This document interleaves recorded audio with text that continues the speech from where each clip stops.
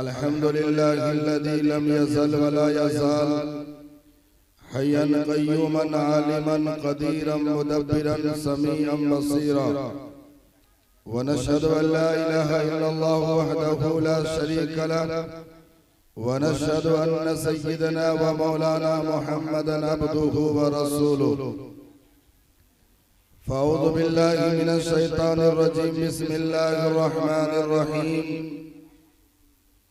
हुवल्लज़ी अरसल रसूलहु बिलहुदा व दीनिल हक़ लियुज़हिरहु अलद्दीनि कुल्लिहि वलौ करिहल काफ़िरून वक़ाल अल्लाहु तबारक व तआला फ़ी मौज़िइन आख़र हुवल्लज़ी बअस फ़िल उम्मिय्यीन रसूलन मिनहुम यतलू अलैहिम आयातिहि व युज़क्कीहिम व युअल्लिमुहुमुल किताब वल हिकमा व इन कानू मिन क़ब्लु लफ़ी ज़लालिन मुबीन वक़ाल अल्लाहु तबारक व तआला इज़न लक़द कान लकुम फ़ी रसूलिल्लाहि उस्वतुन हसनह लिमन कान यर्जुल्लाह वल यौमल आखिर व ज़करल्लाह कसीरा क़ाल नबी सल्लल्लाहु अलैहि वसल्लम उग़्दू आलिमन औ मुतअल्लिमन औ सामिअन औ मुहिब्बन वला तकुनिल खामिस फतुहलक अल खामिस अन तुबग़िज़ल इल्म वअहलहु वक़ाल नबी सल्लल्लाहु अलैहि वसल्लम अल मरअतु इज़ा सल्लत खम्सहा व अद्दत ज़कातहा व सामत शहरहा व अताअत बालहा व अहसनत फर्जहा फतदखुलुल जन्नत मिन अय्यि अबवाबिन शाअत वक़ाल नबी सल्लल्लाहु अलैहि वसल्लम खैरुकुम मन तअल्लमल कुरआन व अल्लमह सदक़ल्लाहुल अज़ीम व सदक़ रसूलुहुन नबियुल करीम व नहनु अला ज़ालिका लमिनश शाहिदीन वश्शाकिरीन वल्हम्दुलिल्लाहि रब्बिल आलमीन। सनातन धर्मं पंचम वेस्तु प्रथमायकं ब्रह्मद्वितीये नास्ते नहने नास्ते किंचन नास्ते किंचन द्वितीये वेस्तु षष्ठांकर्तक तृतीये वेस्तु दानं भिक्षता चतुर्वेष्ट व्रतधारी पंचम वेस्तु तीर्थ यात्रा कर्तक गंगा जले भविष्यते अग्नि मील मही देवस्सवितो परिष्टुति वसुर्दयामानः नैसुपथरा यस्मान यचित्यो यो बिम्बिमः नस्तस्मा देवी शोरी दशा यशास्तर विधि मुत्सृज्य वर्तते कामकारतः न सद्सिद्धि मवाप्नोति न सुखं न परां गतिं यतो धर्म ततो जया नाशिष्यते परो धर्म परोपकार पुण्यतियं पापाय परपीडनं धर्म रक्षा धार्मिकं विदधति विनम न परहा पापमादत्ते परश्रम पाप कर्मणां समयो रक्षित वेस्तु संता चारित्र भूषणा धितिः क्षमा तमोस्तेयं शौचम इंद्रिय निग्रहः धीरि विद्या सत्यमे क्रोधो दशकं धर्म लक्षणम् अहिंसा सत्यम क्रोधस्त्याग शान्तिरपेशुनम् दया भूतेषुलोपम मार्दवम हिरीरचापलम् यान्ति दिवीर्ता देवाना पितृन्यान्ति पितृवीर्ता भूतानि यान्ति भूतेज्यो यान्ति महाजीनोऽपि मामः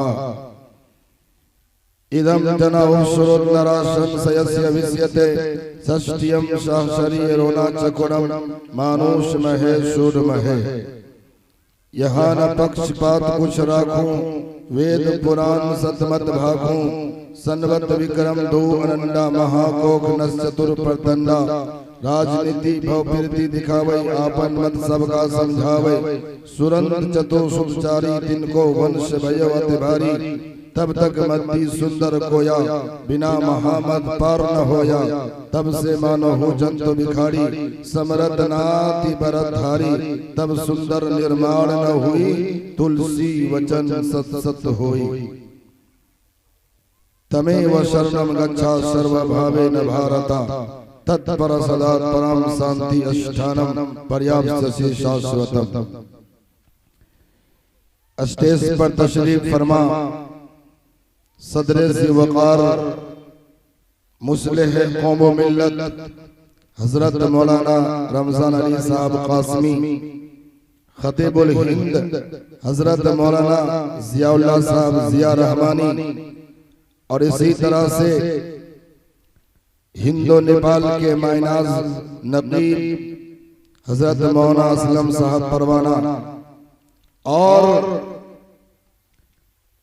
जामिया इस्लामिया रियाजुल उलूम के जलसा के बैनर तले इस मदरसे की मोहब्बत में तशरीफ लाए हुए मेरे भाइयों, बुजुर्गों, नौजवान साथियों और पर्दा नशीन मेरी माँ बहनों, अल्लाह तबारक व तआला का, ईश्वर परमात्मा का हम तमाम लोगों पर अधिक कृपा है, उसका एहसान है, फजल है कि अल्लाह तबारक व तआला ने हमें और आपको दीन की निस्बत पर, ईमान की निस्बत पर, दावत की निस्बत पर एक जगह बैठने की तौफीक अता फरमाई। अल्लाह तबारक व तआला से दुआ है, ईश्वर परमात्मा से प्रार्थना है कि ईश्वर परमात्मा हम सब के उपस्थितियों को, हम सब के यहाँ बैठने को कबूल फरमाए एवं आज के इस पवित्र सभा को, आज की इस बाबरकत मजलिस को हमारे लिए और आपके लिए निजात का जरिया बनाए, अपनी रिजा का जरिया बनाए और जन्नत में जाने का जरिया बनाए। आगे से पीछे तक बोल दीजिए आमीन। मैं बहुत ही शुक्रगुजार हूँ अली जनाब कारी निजामुद्दीन निशाती का और तमाम ही अराकीन व मुंतज़िमीन जामिया हाजा का कि आप हजरात की मोहब्बत में दूसरी मर्तबा इस सरजमीन पर मेरी हाजिरी हुई। अल्लाह तबारक व तआला वाक़िअतन ए मुसलमानों, रात से लेकर के अब तक जो मैंने इस मदरसे की तालीम और तरबियत और यहाँ के निजाम को देखा, वाक़िअतन दिल में बड़ी खुशी हुई कि इस शिव नगर के सरजमीन पर मदरसा रियाजुल उलूम का होना, ये समझता हूँ कि ये परमेश्वर का एक बहुत बड़ा वरदान है, ये बहुत बड़ा इनाम है। आपने भी देखा रात से बच्चे बेबाक अंदाज में तिलावत कर रहे हैं, तकरीर कर रहे हैं। नौजवानों, ये सब ऐसे ही नहीं हो जाता। मदरसे की बुनियाद डाली गई, माशाअल्लाह। हजरत कारी निजामुद्दीन साहब के दिल में खुलूस था, इलाहियत थी। इनके जो भी अराकीन हैं सब ने मिलकर के मेहनतें की। आज इस ये मदरसे का तीसरा अजीमुशान इजलास आम होने के लिए जा रहा है और सब यहाँ पर बैठे हुए हैं। मैं भी अल्लाह से दुआ करता हूँ, आप भी अल्लाह से दुआ करें। अल्लाह तबारक व तआला जो इस सरजमीन पर अल्लाह ताला ने एक मदरसे की शक्ल में जो हम सबको इनाम अता किया है, अल्लाह तबारक व तआला इस मदरसे से हम लोगों को सच्ची और पक्की मोहब्बत नसीब फरमाए। बोलिए आमीन। आओ मेरे हिंदू मुस्लिम भाइयों, मैं आज इस इजलास आम से आप तमाम हिंदू मुस्लिम भाइयों को दो तीन कीमती पैगाम मैं आपको देना चाहता हूँ। कुरान की रोशनी में, हदीस की रोशनी में और गीता और रामायण की रोशनी में। एक शायर ने क्या खूब कहा है, सारे दरों को छोड़कर रब के दर पे पढ़ के देख, सारे दरों को छोड़कर रब के दर पे पढ़ के देख, पानी जरूर मिलेगा एड़ी रगड़ के देख। और कोई अबू लहब ना मिटा पाएगा तुझे, कोई अबू लहब ना मिटा पाएगा तुझे, पागल मेरे रसूल का दामन पकड़ के देख। और उतर सकती है तेरी मदद को अबाबील आज भी, उतर सकती है तेरी मदद को अबाबील आज भी, गुलामे रसूल तू तो बदल के दे। और एक पैगाम लेकर के जाइए। शायर ने क्या खूब कहा कि ये मेरा देश संगम है, संगम रहेगा, मेरा देश संगम है, संगम रहेगा, यहाँ गंगा रहेगी, यहाँ जमजम रहेगा। ये भारत है, ये प्यार की सरजमी है, यहाँ बस मोहब्बत का मौसम रहेगा। और चांद तारे गगन की जीनत है, फूल कांटे चमन की जीनत है। हिंदू मुसलमान को मिल के रहने दो, इसलिए कि ये दोनों हमारे वतन की जीनत है। हिंदू मुसलमान को मिल के रहने दो, इसलिए कि ये दोनों हमारे वतन की जीनत है। ऐ मेरे हिंदू मुस्लिम भाइयों, आज तमाम लोगों की ये शिकायत आती है कि आज हमें सुकून नहीं मिलता, हमारे घरों के अंदर में बरकत नहीं हो रही है। घर के सारे लोग कमा रहे हैं, मर्द भी कमाते हैं, औरतें भी कमाती हैं, पैसा कहाँ जाता है पता नहीं चलता है। घर के अंदर में अनबन रहती है, बाप बेटे का झगड़ा, माँ बेटी का झगड़ा, ऐसा लगता है कि हमारा आपका घर एक जहन्नम बना हुआ है। ये समस्या, ये परेशानी मुसलमान के साथ भी है और ये हमारे हिंदू भाई के साथ भी है। बताओ सही बात है कि नहीं बात? आओ मेरे हिंदू मुस्लिम भाइयों, मैं कुरान और हदीस और वेद और पुराण की रोशनी में मैं आपको बताना चाहता हूँ, आज हमारे घरों में बरकत क्यों नहीं होती, सुकून क्यों नहीं मिलता। दो तीन बातें मैं आप हजरात के सामने अर्ज करना चाहता हूँ और मैं आप तमाम हिंदू मुस्लिम भाइयों से एक सवाल करना चाहता हूँ कि आप लोग जिस धर्म को मानते हैं, क्या आप लोग अपने धर्म के अनुसार, क्या हम लोग अपने मजहब के मुताबिक जिंदगी गुजारते हैं? एक सवाल है मेरा आप लोगों से। हिंदू भाई से मैं पूछना चाहता हूं कि परमेश्वर ने, परमात्मा ने जो हम सबको शास्त्र दिया, जो नियम और कानून दिया, जिंदगी गुजारने के अच्छे उसूल दिए, क्या हम लोग उसके अनुसार जीवन यापित कर रहे हैं? एक सवाल है। और मैं आपको बताऊंगा आज इसी स्टेज के जरिए से तमाम हिंदू मुस्लिम भाइयों को कि धर्म क्या कहता है, धर्म शास्त्र क्या कहती है और हम लोग करते क्या है। इसी बिना पर आज सुकून नहीं मिलता है, मन की शांति भंग हो चुकी है। ऐसा लगता है कि समाज और माशरे में नफरत की हवाएं चल रही है, भेदभाव है, दुश्मनी है, ये सब चीजें देखने को मिलती है। आओ मेरे हिंदू मुस्लिम भाइयों, बड़ी कीमती बातें मैं आपके सामने अर्ज करूंगा। उससे कबल मैं आप तमाम नौजवानों को और हमारी माँ बहनों को एक दो बातें पहले अर्ज कर देना मुनासिब समझता हूँ, ताकि हमारे हिंदू भाई जब तक आ जाएंगे फिर इंशाअल्लाह जो मैंने श्लोक आपके सामने गीता और रामायण के, भविष्य पुराण और कल की पुराण, अथर्ववेद के जो श्लोक मैंने आपके सामने पढ़ा है, उसी की रोशनी में मैं तमाम हिंदू मुस्लिम भाइयों को दो तीन बातें अर्ज करूंगा। एक बात मैंने आप लोगों से अर्ज किया मेरे मुस्लिम भाइयों, आज हमारी जिंदगी में सुकून नहीं मिलता, घर में बरकत नहीं होती। दो तीन वजूहात मैं आपके सामने बयान करूंगा। उसमें से एक वजह है मुसलमानों, माँ बहनों, उसमें से एक वजह है और बहुत बड़ी वजह है नापाक रह करके जिंदगी गुजारना, पाक साफ नहीं रहना। एक बहुत बड़ी वजह है घर में बरकत नहीं होने की और सुकून नहीं मिलने की। ईमानदारी से बताओ मुसलमानों जहां पर बैठे हुए हैं, क्या हम लोग मुकम्मल पाक साफ रहते हैं? नहीं रहते। आप मोहल्ले का सर्वे कीजिए, मुआशरे का जायजा लीजिए, तो आज के दौर में 95% मुसलमान, चाहे मर्द हो कि औरत हो, नापाक रह करके जिंदगी गुजारते हैं। बात गलत है कि सही?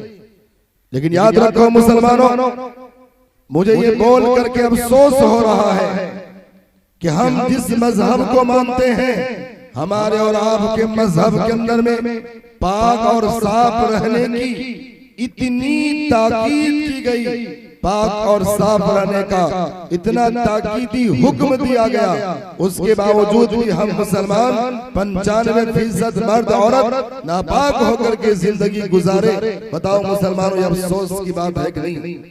आप जिस मजहब को मानते हैं, आपके मजहब के अंदर में पाक और साफ रहने की ये ताकीद की गई। और क्या कहा गया? अत्तहारतु निस्फुल ईमान। मुसलमानों सुनो, आपका ये मजहब हुक्म देता है कि पाक साफ रहना ये आधा ईमान है। पाक साफ रहना, बोलिए ना, ये आधा ईमान है। उसके अलावा जो हम अमल करते हैं वो आधा ईमान है।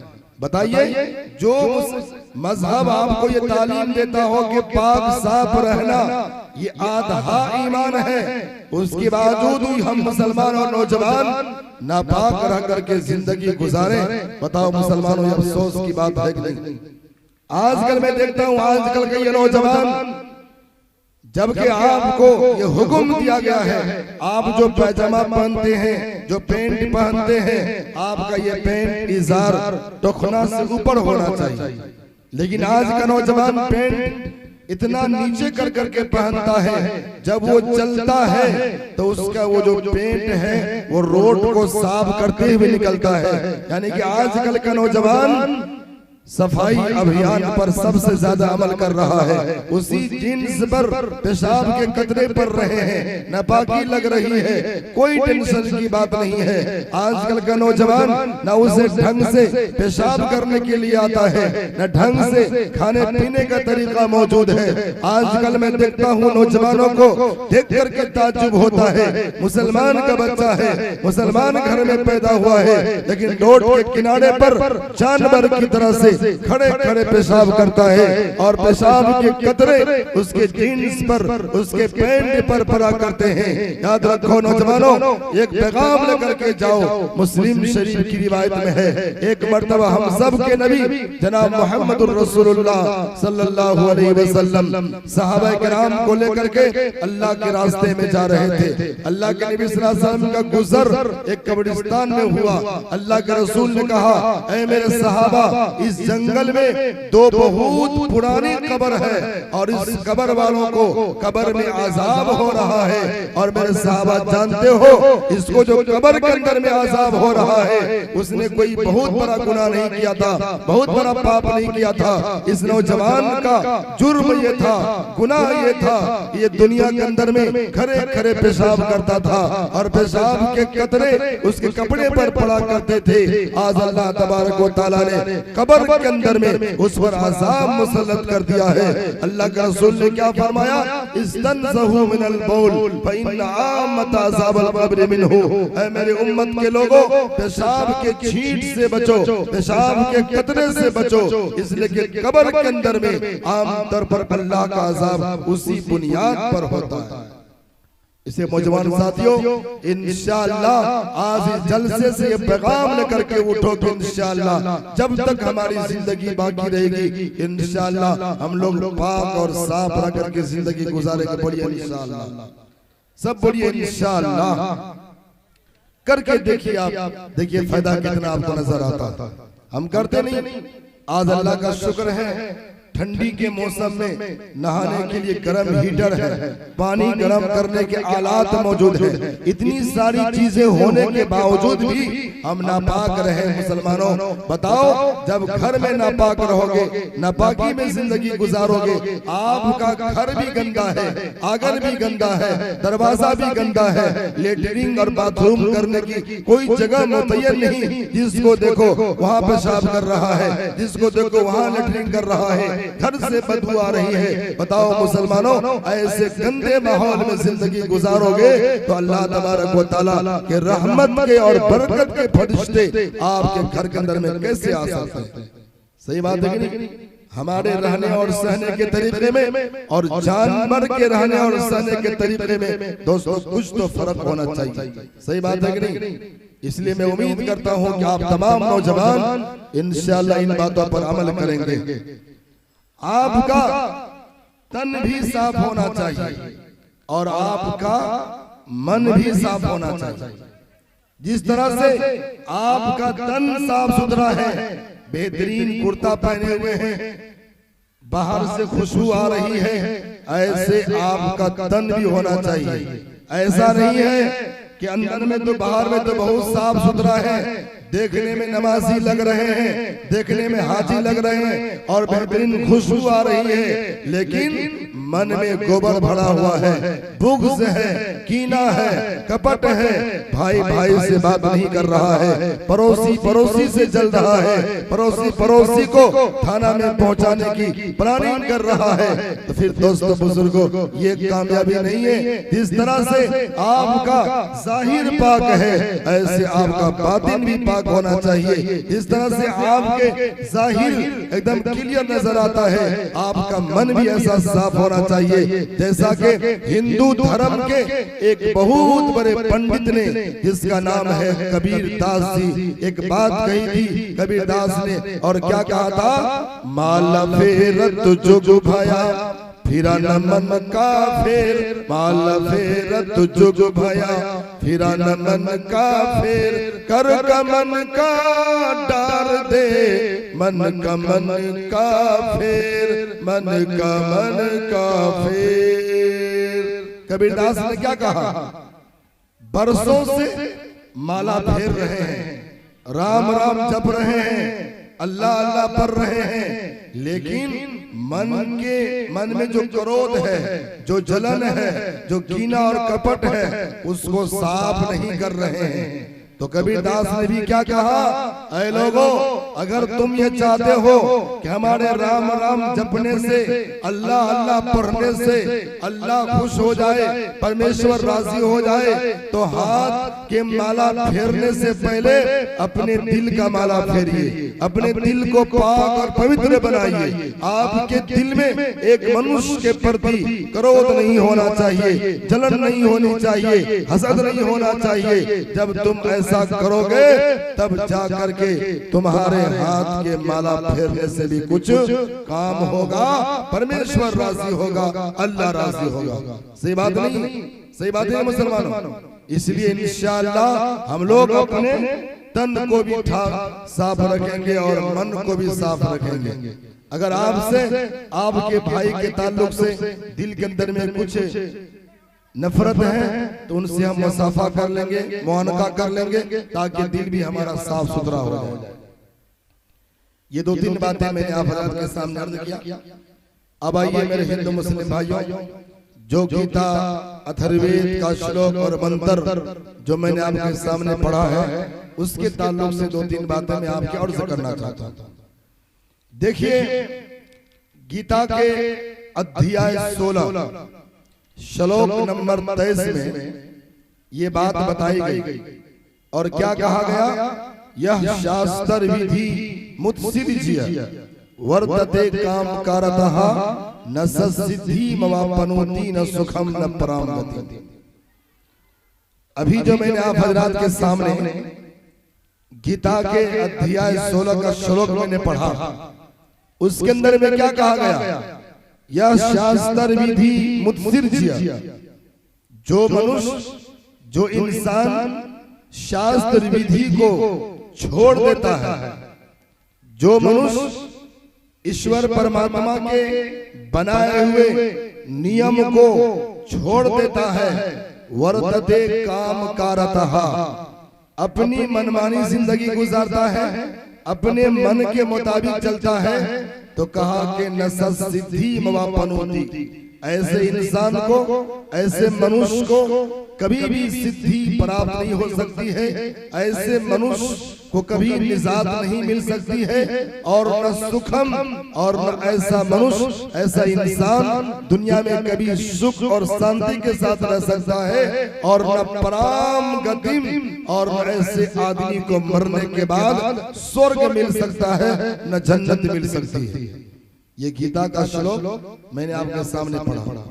अब आइए मैं हिंदू मुस्लिम भाइयों से पूछना चाहता हूं कि क्या हम लोग धर्म शास्त्रों पर चलते हैं, धर्म के अनुसार जिंदगी गुजारते हैं?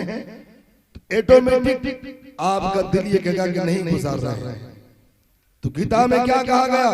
यह शास्त्र विधि मुत्सिद्धिय, जो इंसान, जो मनुष्य धर्म शास्त्रों को छोड़ करके जिंदगी गुजारेगा। धर्म क्या कहता है? धर्म यह कहता है कि तुम झूठ नहीं बोलो, सूद नहीं खाओ, रिश्वत नहीं लो, किसी के माँ बहन बेटी पर गलत निगाह से न देखो, किसी पर जुल्म न करो, अत्याचार न करो। ये तालीम सारे धर्म देते हैं। आप किसी भी धर्म को पढ़ लीजिए, सारे धर्म किताबों में यही बातें आपको मिलेगी। लेकिन आज हम लोगों ने क्या किया, धर्म को अपने साइड पर कर दिया। आज सूद और ब्याज का काम हर घर के अंदर में हो रहा है, चाहे वो नमाजी का घर हो, हाजी का घर हो, जमाती का घर हो। आज देख लीजिए हमारे माशरे में सूद और ब्याज का काम हर घर के अंदर में चल रहा है। समूह लोन क्या है? आज हमारी औरतें समूह की एजेंट बनी हुई है। 10 का गुरु, 5 का गुरु, और मैं समझता हूँ इस लानत से कोई भी घर खाली नहीं मुसलमानों। बात गलत है कि सही है? बताइए ना। आज औरतें एजेंट बनी हुई है, उनका समूह चल रहा है। मर्द हजरात लोन लेते हैं 3,000, 5,000, 20,000, वो दिल्ली पंजाब में चले गए और उस समूह के अंदर में सिर्फ औरतें जुटी होती है। मर्द को लोन नहीं मिलेगा, औरतें उसमें जुटेगी। और मर्द हजरात जो है उसके बड़े बड़े हेड होते हैं, वो आएंगे, समूह लोन की पंचायती हो रही है, मीटिंग हो रही है। और हमारी औरतें जो इज्जत के लिए थी, जो हमारी औरतें पर्दे में रहने की चीज थी, आज हमारी औरतें बन सबर कर करके उस मीटिंग में पहुंचती है। और वो नामहरम मर्द, वो गैर मुस्लिम आपकी औरतों के बीच में बैठ करके आपकी औरतों को चेहरे की दीदार करते हुए वो मीटिंग करता है, मजा लेता है। बताओ मुसलमानों, क्या हमारी गैरतें इतनी मर चुकी, इतने हम गिर चुके हैं? क्या नौज़ुबिल्लाहि मिन ज़ालिक हमारे अल्लाह के खजाने में कमी आ गई? क्या हमारे रब के खजाने बंद हो गए? क्यों आज तुम हराम काम करने लगे?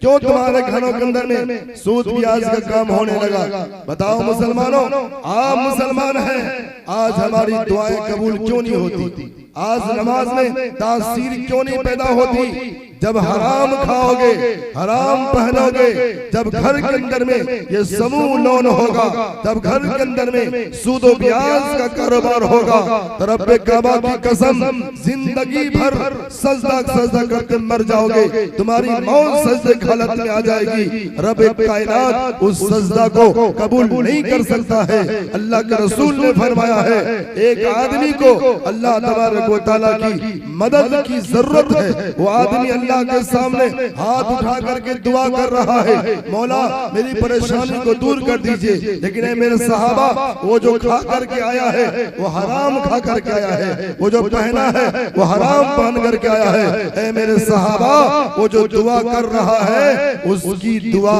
एक बारिश भी ऊपर नहीं जा सकती, अल्लाह कबूल नहीं कर सकता। इसलिए मुसलमानों, ये समूह लोन की लानत को अपने घर से हम निकालेंगे। बोलो इंशाअल्लाह, जोर से बोलो इंशाअल्लाह। डरते क्यों हो? अल्लाह के खजाने में कमी नहीं है। मुसलमानों, कमाने के लिए हलाल तरीके इख्तियार करो, हलाल असबाब मुहैया करो। अल्लाह आज भी तुमको हलाल तरीके से खिलाएगा।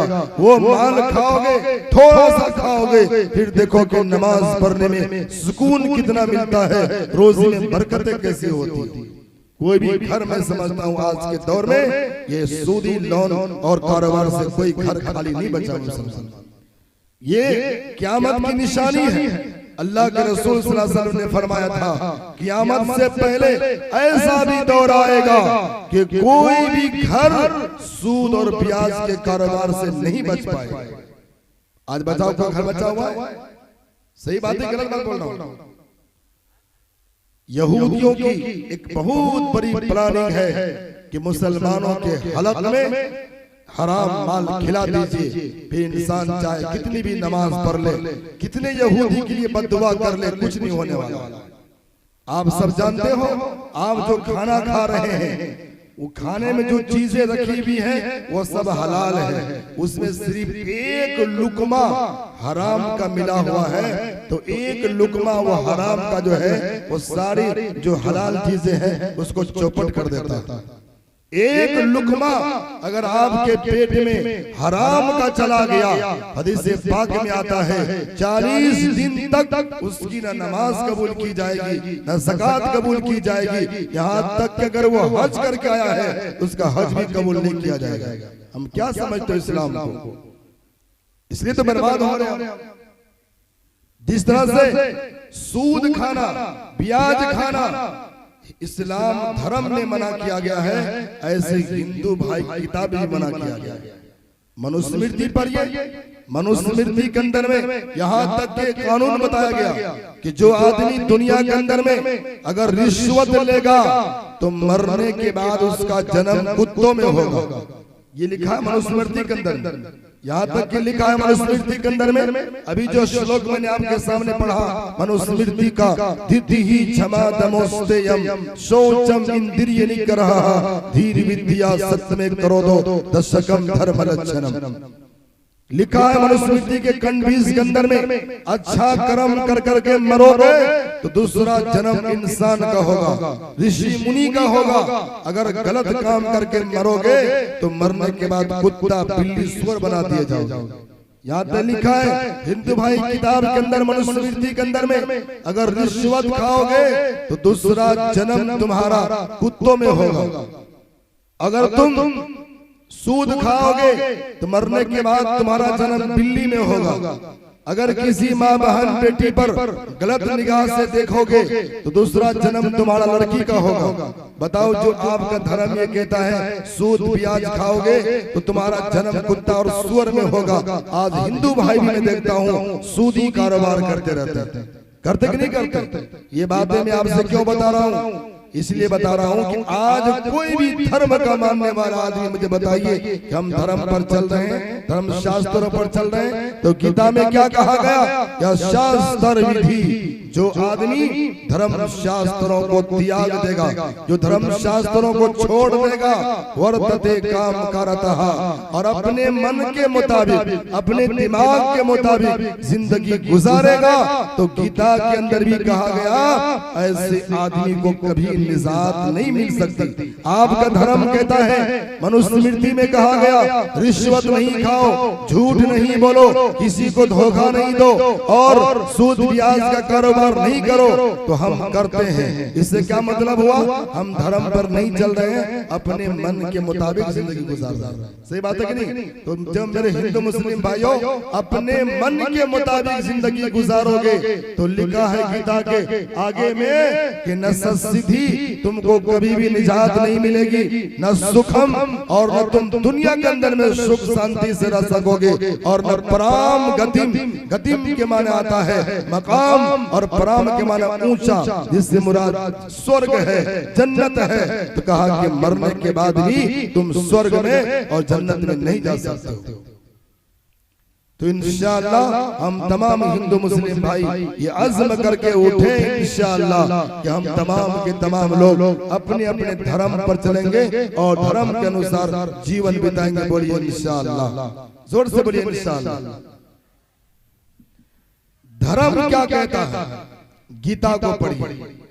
गीता के अंदर में कहा गया अहिंसा सत्यम क्रोधस् त्यागः शांतिरपेशुनम दया भूतेषुलोपम मार्दवम हिरीचापनम। धर्म ये कहता है तुम अहिंसा नहीं करो, किसी पर जुल्म नहीं करो। लेकिन आज हमारे समाज में एक दूसरे पर जुल्म करना, ये सब चीजें हो रही है। धर्म क्या कहा? अहिंसा न करो, सत्यम। धर्म ये कहता है कि जब बोलो तो सच बोलो, जब बोलो तो सच बोलो, आपकी जबान से सत्य वचन निकले, ये धर्म कहता है। लेकिन मुसलमानों, जब से आज हमारे और आपके पास 4G मोबाइल आया, आज इस मोबाइल में झूठ को इतना आम क्या गल्ला की बना, सब लोग झूठ बोलते रहते हैं। नमाजी भी, गैर नमाजी भी, पढ़े लिखे भी, झूठ सब मुबतला है। जबकि हदीस पाक के अंदर में लिखा है जब कोई इंसान झूठ बोलता है तो उसके कंधे पर जो फरिश्ते होते हैं उस झूठ की बदबू से वो 40 मील दूर भाग जाते हैं। बताओ, हम झूठ बोलते कि नहीं बोलते? तो क्या हम धर्म पर चल रहे हैं? नहीं चल रहे। बोलिए ना भाई, क्या हम धर्म पर चल रहे हैं? नहीं चल रहे। मेरे हिंदू मुस्लिम भाइयों, ये सिर्फ मैंने आप लोगों को ये धर्म का आईना दिखाया। क्या हम लोग धर्म पर चल रहे हैं? तो हमारा और आपका ये दिल गवाही देगा कि वाकई धर्म पर नहीं चल रहे। इसलिए कि वक्त साथ नहीं दे रहा है। उलमाए किराम की फहरिस्त बहुत लंबी है।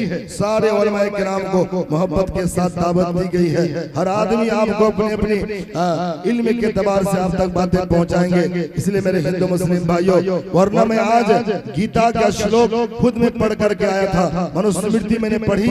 आज मैं आप तमाम हिंदू मुस्लिम भाइयों को बड़ी अच्छी बातें बताता, लेकिन आप लोग लेट से आए। बस चलते चलते, क्योंकि इस इलाके के माइनाज खतीब और बेहतरीन निजामत फरमाने वाले मौलाना ज़ियाउल्लाह ज़िया साहब तशरीफ ला चुके हैं। गालिबन अब दूसरे मुकर्रिर भी आएंगे। अब चलते चलते मुसलमानों, एक हदीस जो मैंने आपके सामने पढ़ी थी, बस 3 मिनट के अंदर में उसका मैं खुलासा कर करके अपनी जगह लेता हूँ। अल्लाह के रसूल ने क्या फरमाया? अल्लाह के रसूल ने क्या फरमाया? उग़दू आलिमन, ऐ लोगों आलिम बनो।